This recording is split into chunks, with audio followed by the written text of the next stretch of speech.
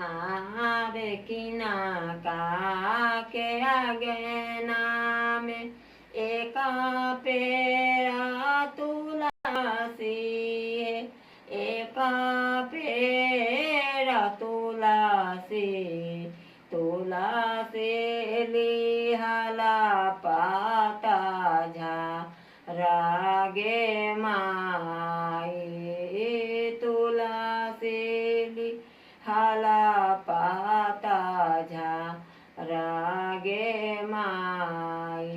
बाबा के आंगना में एका पेरा तुलसी है, बाबू के आंगना में एका पेरा तुलसी है, तुलसी लिहाला पाता झारागे माई, तुलसी लिहाला पाता झारागे माई।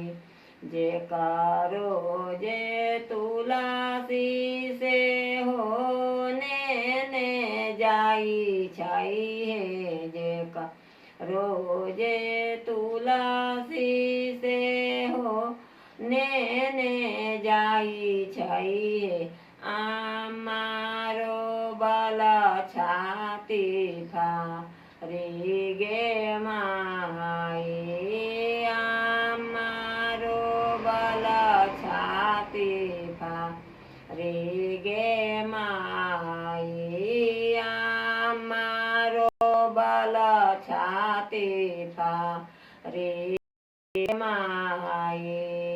जे करो जे तुलसी से होने ने जाई छई है, जे रोजे तुलसी से होने ने जाई छई है।